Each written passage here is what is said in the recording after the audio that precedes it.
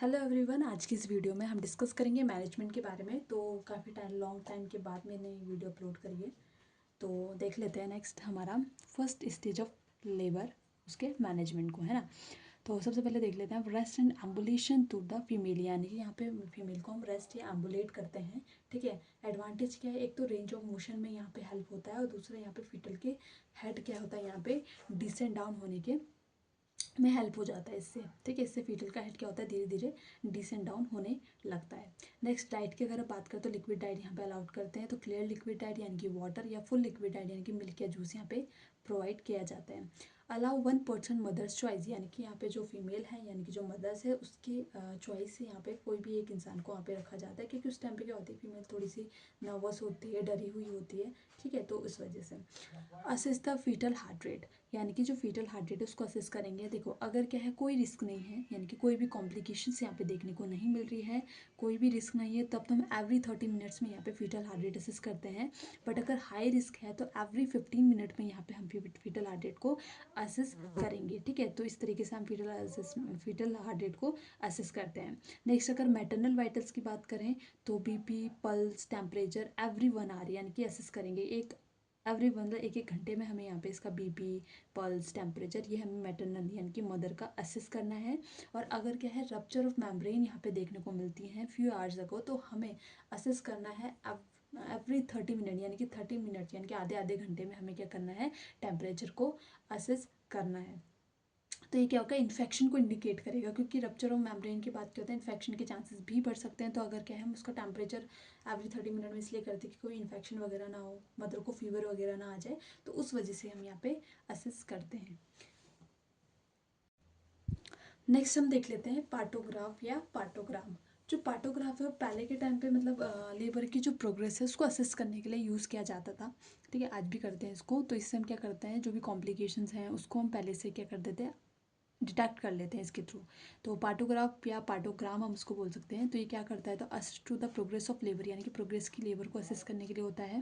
दूसरा, early detect and early management of complication, यानी कि यहाँ पे जो कॉम्प्लिकेशंस हैं उसको अर्ली हम डिटेक्ट कर सकते हैं इसके थ्रू, और उसका अर्ली मैनेजमेंट यहाँ पे इसके थ्रू हम परफॉर्म कर सकते हैं। तो सबसे पहले ये 1954 में आया था पार्टोग्राफ से, जिसको किसने डिस्कवर किया था, तो फ्रेडमैन ने यहाँ पे डिस्कवर किया था। नेक्स्ट आता है 1974 में सर्वाइकोग्राफ करके आया था, जिसको पिल पोटर ने डिस्कवर किया था। Currently we use modified partograph given by the WHO। तो WHO ने करंटली जो हम यहाँ पे यहाँ पे यूज़ करते हैं पार्टोग्राफ, वो मॉडिफाइड पार्टोग्राफ यहाँ पे यूज़ किया जाता है। अब जो मॉडिफाइड पार्टोग्राफ है उसमें क्या क्या चीज़ वो है, तो यहाँ पे जो इसका जो लेटेंट फेस है वो यहाँ पे रिमूव किया गया है, यानी कि हम जो भी चैटिंग यहाँ पे हम करते हैं या जो भी हम चेक करते हैं वो स्टार्ट करते हैं फ्रॉम द 4 सेंटीमीटर डायलेशन, यानी कि 4 सेंटीमीटर जब डायलेशन हो जाए तब से हम यहाँ पे ये पार्टोग्राफ में प्रोग्रेस देखते हैं लेबर का। ठीक है, नेक्स्ट बात कर लेते हैं हम कि क्या क्या पारा पार्टोग्राफ में हम देखते हैं, क्या क्या इसमें होता है। तो सबसे पहले यहाँ पे क्या होता है, पेशेंट आइडेंटिफिकेशन, यानी कि पेशेंट का डाटा, नाम, एज वगैरह सब कुछ यहाँ पे होगा, पेशेंट आइडेंटिफिकेशन।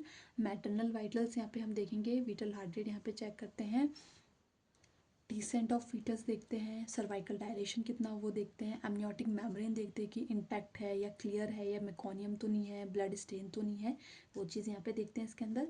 और यूटाइन कॉन्ट्रैक्शंस, यानी कि माइल्ड है, यानी कि more than 20 less than 20 second है तो माइल्ड है, मोर 20 से 40 सेकेंड के बीच में है तो मॉडरेट है, और अगर मोर देन 40 सेकेंड है तो सीवियर है। तो इस तरीके से हम यूटाइन कॉन्ट्रैक्शन यहाँ पे देखते हैं, इस तरीके से यहाँ पे हो रहे हैं।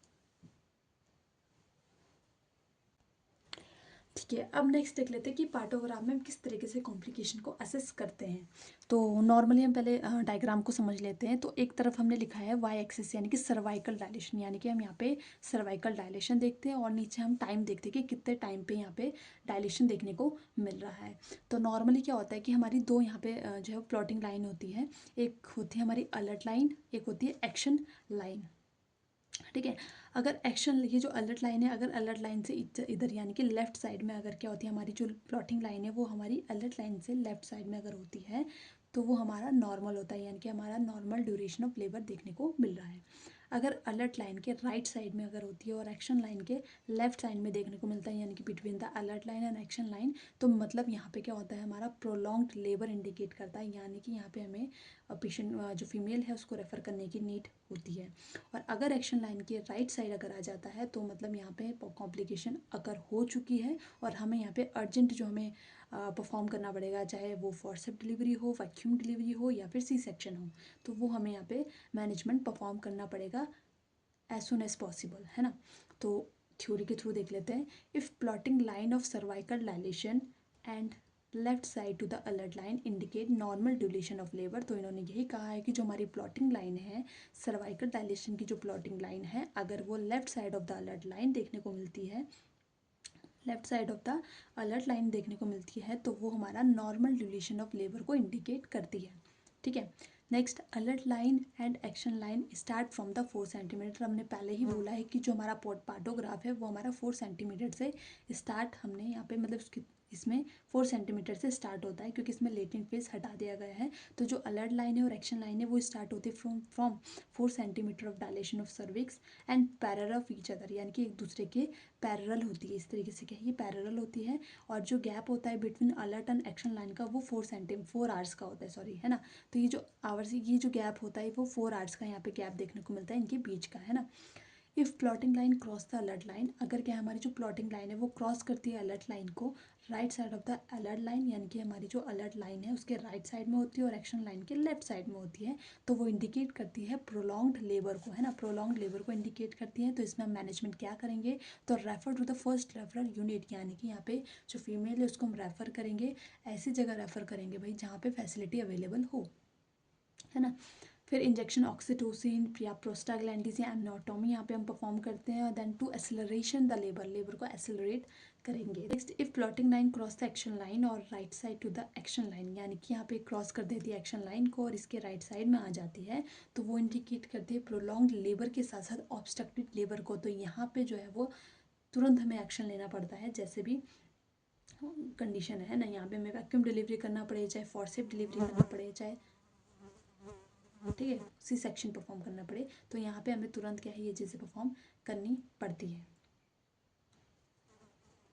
तो नेक्स्ट देख लेते हैं मैनेजमेंट। तो मैनेजमेंट में हमारा असेस द कॉज, यानी कि जो कॉज है किस वजह से यहाँ पे कॉम्प्लिकेशन देखने को मिले, तो वो असेस कर लेंगे। और साथ साथ में यहाँ पे सी सेक्शन या वैक्यूम डिलीवरी या फोर्सेप डिलीवरी यहाँ पे परफॉर्म की जाती है।